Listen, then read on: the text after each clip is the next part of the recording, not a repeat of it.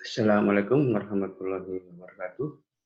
Terima kasih teman-teman sudah gabung lagi di lanjutan perkuliahan kita ya. Kemarin kita itu membahas tentang pertanyaan dan jawaban secara online. Tapi banyak kendala-kendala yang kita hadapi dari jaringan, terus kemudian suara terputus dan macam-macam, sehingga materi yang Pak Fajar sampaikan tidak bisa diterima dengan baik oleh teman-teman semuanya. Sehingga pada kesempatan ini Pak Fajar memutuskan untuk membuat atau menggunakan cara baru agar apa yang disampaikan oleh Pak Fajar tentang materi ini lanjutan dari materi-materi sebelumnya bisa diterima dengan baik tanpa kendala oleh jaringan dan suara yang terputus-putus. Hari ini kita lanjutkan atau kita memperjelas ya apa yang sudah kita bahas kemarin. Cuman kemarin itu kan teman-teman pada kesulitan tidak bisa menerima akses ya, baik jaringan maupun kata-kata kalimat yang disampaikan atau dijelaskan oleh Pak Fajar. Sehingga kita sekarang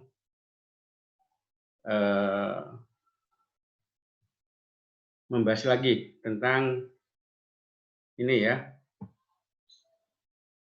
tentang linguistik historis bandingan.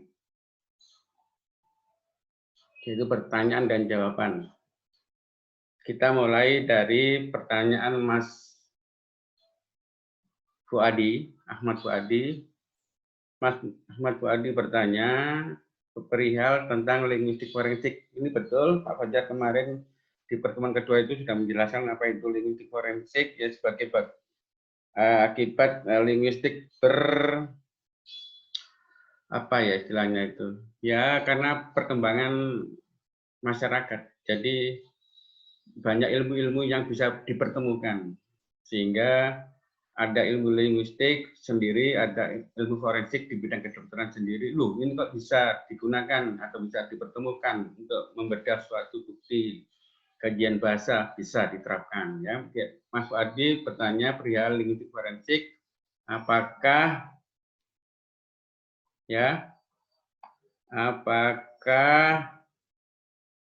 linguistik forensik itu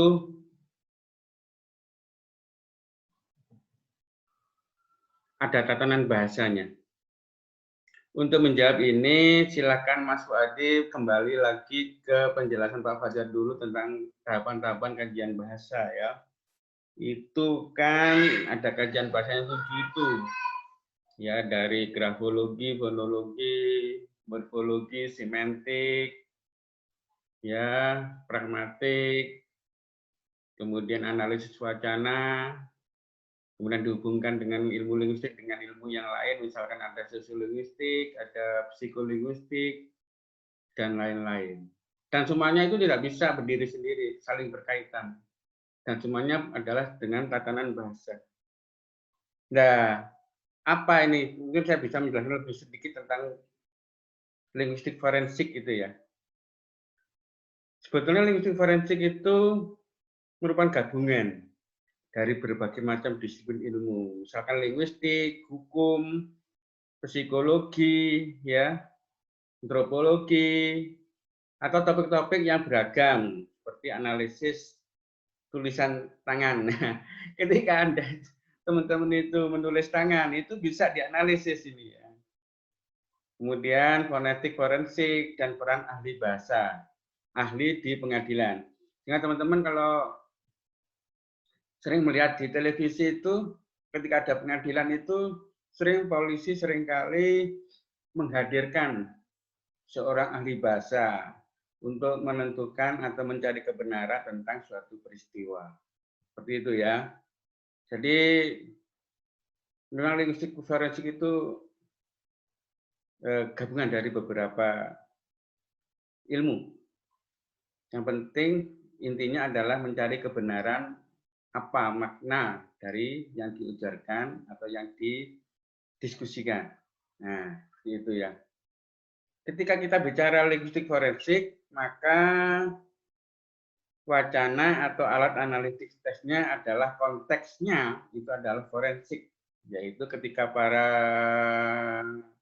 peneliti bahasa menganalisis teks, ya, kemudian juga memanfaatkan beragam alat untuk melakukan interpretasi. Jadi kalau di pengadilan itu seorang ahli bahasa itu diminta oleh hakim untuk menjelaskan makna apa, maka disinilah peran dari seorang ahli bahasa. Dia menggunakan berbagai macam alat untuk memberikan interpretasi dari kalimat atau kata yang didiskusikan atau menjadi perkara di pengadilan.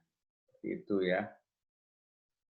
Sehingga para peneliti linguistik forensik kebanyakan juga ini melakukan pertimbangan-pertimbangan apa-apa yang mirip atau kemiripan apa yang ada dalam kata atau kalimat yang disingkirkan dan bagaimana membedakannya dari kata itu dengan kata yang lain dalam konteks yang berbeda. Nah, seperti itu ya.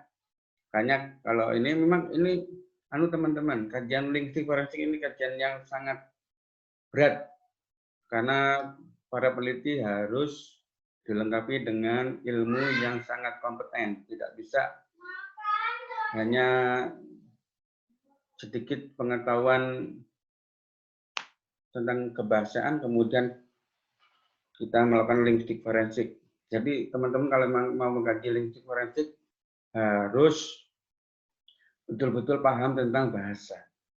Ya, kalau tidak paham betul tentang bahasa maka akan mencelakakan orang. Ya, seperti itu. Ya, kemudian ketika seorang ahli bahasa menganalisis teks, maka ahli bahasa itu memanfaatkan alat-alat seperti Pak Fajar sampaikan itu metode sama teori. Dalam hal atau dalam konteks forensik, linguistik forensik, maka teman-teman atau orang ahli bahasa itu ya harus tepat metode apa yang digunakannya ketika para ahli bahasa itu memberikan interpretasi tentang apa yang ditanyakan oleh hakim. Nah, seperti itu. Sebetulnya kalau udah masuk ke linguistik forensik tidak hanya kita ke, ya memang awalnya sih ke pengadilan apa gitu ya, tapi bisa kita terapkan di luar pengadilan, tapi dengan tanggung jawab keilmuan yang dimiliki oleh para peneliti. Seperti itu ya. Ini adalah jawaban yang diberikan oleh Pak Fajar ya, Mas Ahmad ya. Kalau memang belum jelas, bisa ditanyakan lagi lewat misalkan WA atau yang lain. Kita lanjutkan ke pertanyaan dari Mbak Yayu Ari Wibowo. Pak, materi yang sudah Bapak jelaskan, ya, apakah dalam sebuah linguistik historis bandingan mempunyai prinsip-prinsip dasar dalam penerapannya? Jika ada, apa saja dan mengapa? Nah, begini Mbak, sebelum Pak Fajar jelaskan, seperti yang sudah Pak Fajar jelaskan dulu itu, bahwa kita harus tahu dulu linguistik historis itu apa. Ya, linguistik bandingan itu apa? Seperti yang Pak Fajar sampaikan dulu itu, linguistik bandingan adalah cabang ilmu linguistik yang menelaah perkembangan bahasa dari satu masa ke masa yang lain, ya, kemudian mengamati cara bagaimana bahasa-bahasa tersebut itu mengalami perubahan serta mengkaji sebab-sebab terjadinya perubahan itu. Seperti itu ya teman-teman ya. Jadi prinsip-prinsip dasarnya seperti itu, yaitu menelaah perkembangan bahasa.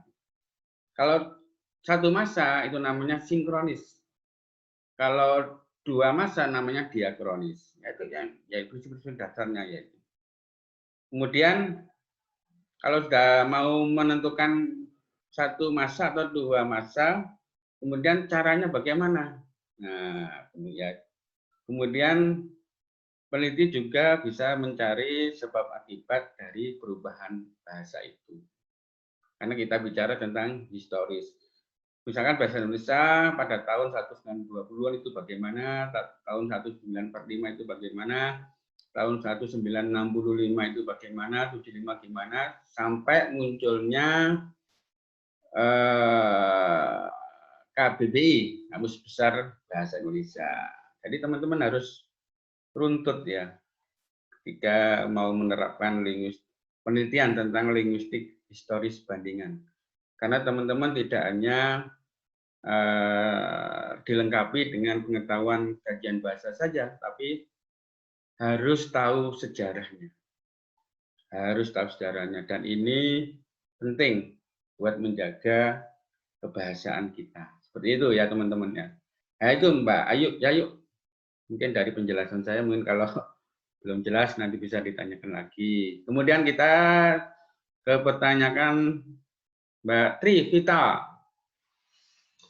Pak, saat kita mengadakan sebuah penelitian tentang linguistik bandingan historis, apa saja Pak yang harus diperhatikan Pak? Apa hanya melulu fokus tentang sisi historisnya saja, atau ada lagi topik lain yang bisa disinggung?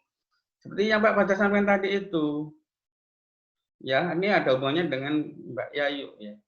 Jadi kita tidak hanya pada historisnya aja, tapi perkembangannya itu bagaimana? Perkembangan bahasa yang dibandingkan itu. Kemudian sebab-sebab perbandingannya itu gimana? Nah, seperti itu. Itu baik dihubungkan dengan yang seperti Pak Fajar sampaikan dulu di slide dulu itu tentang tingkatan-tingkatan kajian bahasa. Anda mau melihat apa namanya?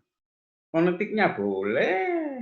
Perkembangannya itu bagaimana fonetiknya tahun bahasa Melayu sebelum menjadi bahasa Indonesia itu tahun 1910, 20, 45, 65, 75 sampai sekarang. Enggak apa-apa, terserah ya. Itu seperti itu, Mbak, ya. Banyak kalau memang kita sebagai peneliti bahasa kita sensitif terhadap perkembangan bahasa, banyak topik yang kita jadikan sebagai objek penelitian. Jadi jangan khawatir Mbak Tri, banyak ya topik-topik yang ingin misalkan Mbak Tri ingin lakukan penelitian ya seperti itu ya. Kemudian lanjut ke pertanyaan dari Mas Aldi. Pertanyaannya, Pak, saya menangkap bahwa bahasan dan tujuan mata kuliah LBH membahas perubahan bahasa yang diakibatkan oleh waktu atau historis, tipologis, dan geografis. Yang saya tanyakan, apakah faktor lain yang mempengaruhi perubahan bahasa tidak dibahas di sini, Pak, seperti faktor pengujar, genealogi, dan lain-lain, atau sudah ikut disinggung di ketiga topik di atas? Ya, ini sudah ikut Mas Aldi, sudah ikut di kajian sebelumnya ya. Jadi memang kita bahas perubahan bahasa itu dari sisi historisnya, tipologi sampai geografisnya. Seperti itu ya. Nah ini Pak, bagaimana dengan bahasa-bahasa anak muda ya, enggak apa-apa. Itu bisa, kalau memang tidak formal ya, tidak bisa diteliti secara historis ya itu ya. Atau memang kalau pengujar-pengujar itu punya macam-macam apa ya istilahnya pilihan-pilihan bahasa ya anak muda sekarang itu bahasa gaul, bahasa macam-macam. Nah, itu punya tersendiri, punya kajian tersendiri ya. Kalau kita historis itu yang formal ya, yang diformalkan, yang diikuti oleh banyak orang. Kalau bahasa-bahasa gaul itu bisa masuk ke sosiolinguistik bisa, khusus anak muda itu bagaimana? Apa terserah. Kemudian pertanyaan dari Mbak Eka Nur Laili yang bertanya tentang kaitan penjelasan materi di atas. Pada penjelasan bla bla bla bla menit akhir mengenai tujuan linguistik bandingan tipologis disebutkan bahwa kontak bahasa akan ditemukan jika melakukan beberapa hal, salah satunya mengamati. Ya, mengamati ya. Mengamati. Kemudian Pertanyaannya, pengamatan seperti apa, Pak? Yang atau seperti apa yang dimaksud, serta apakah ada pedoman yang digunakan untuk pengamatan? Kalau kita bicara pengamatan, pasti ini adalah, kalau kita meneliti bahasa, teman-teman ya, mungkin ketika teman-teman mendapat metodologi penelitian, salah satu alat untuk mengumpulkan data adalah, salah satu instrumen ya, untuk mengumpulkan data adalah dengan pengamatan. Enggak apa-apa. Terus kemudian bagaimana Pak ini Pak cara mengamatinya Pak? Seperti apa? Ya.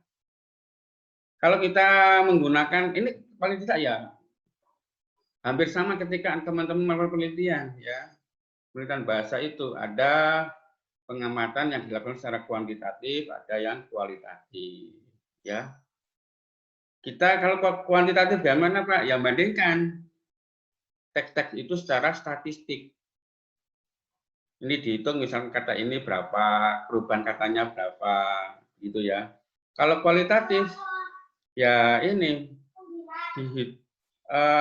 cara pengamatannya yaitu melakukan rekonstruksi. Jadi metode kualitatif ya dengan rekonstruksi ini yaitu dengan cara mengelompokkan misalkan atau mengklasifikasikan bahasa, ya. Jadi dengan rekonstruksi bahasa yang dilakukan ya dalam penelitian bahasa, maka kita bisa melihat perubahan yang terjadi ya seperti itu ya. Misalkan perubahan yang terjadi bahasa Indonesia pada tahun 1945 itu bagaimana apa namanya itu fonemnya, morfemnya gitu ya. Banyak itu. Sehingga muncul pada saat itu ejaan lama, ejaan baru, kemudian muncul KBBI seperti itu. Ya. Kalau ini Mbak Dian Kartikasari ini bertanya, kenapa dalam bahasa dulu penggunaan konsonan U menggunakan OE? Apakah huruf U tidak ada pada huruf alfabet zaman dulu? Nah ini tidak apa-apa, bagus ini pertanyaannya. Jadi ini perlu Mbak Dian teliti menggunakan historis bandingan ya. Kenapa zaman dulu tuh pakai O ya? Apa tidak ada dulu Pak U? Kenapa tidak? Karena cara kasarane karena yang menciptakan apa namanya fonem ya OE ya itu ya pada saat orang yang hidup pada tahun itu kemudian terjadi perubahan mulai KBBI itu kan tahun 76 ya sekitar itu ya sekitar 76. Sehingga OE menjadi U ya seperti itu. Kalau umum OE umum kemudian dirubah OE menjadi U itu ya silakan nanti diteliti Mbak Dian ya tentang perubahan itu. Nggak apa-apa, itu tergantung kepada dulu itu yang orang yang diberi wewenang untuk membuat atau membuat standar bahasa pada saat itu. Seperti itu ya harus ikut. Ketika kita melihat data tulisan apa namanya itu Pak Karno itu dia di Indonesia menggugat, ya memang atau buku-buku zaman lama ya seperti itu. Karena pada saat itu istilahnya orang semuanya harus mengikuti aturan yang sudah ditetapkan, sudah distandarisasikan oleh pemerintah Belanda ya pada saat itu. Ya tergantung siapa yang diberi wewenang. Nah, kalau sekarang yang diberi wewenang itu orang yang baru, yang misalkan apa namanya, zaman Indonesia Baru tahun 77 atau ya harus ikut. Seperti teman saya itu masih ada itu Budiono itu menjadi Boe, ya. Boe Diono, itu Bu BU bukan BOE, ya karena masih belum ikut ejaan baru, kan? Ya, ejaan baru belum diciptakan, belum distandarisasikan ketika teman saya itu lahir, Budiono, Boe Diono, nah seperti itu. Ya seperti itu ya Mbak Dian, ya tergantung Perubahannya tergantung pada orang yang diberi wewenang oleh pemerintah yang berkuasa pada saat itu. Seperti itu ya. Kemudian kita lanjut ke Mas Hamzah Hamdani. Bertanya tentang terkait tujuan linguistik bandingan. Terdapat dalam poin keempat dijelaskan tujuannya untuk mengenal pusat penyebaran bahasa.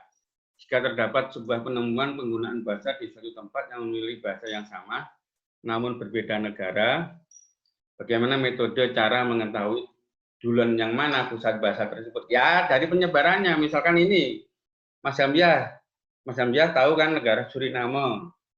Negara Suriname itu menggunakan bahasa Jawa. Nggak mungkin di sana orang bahasa Jawa itu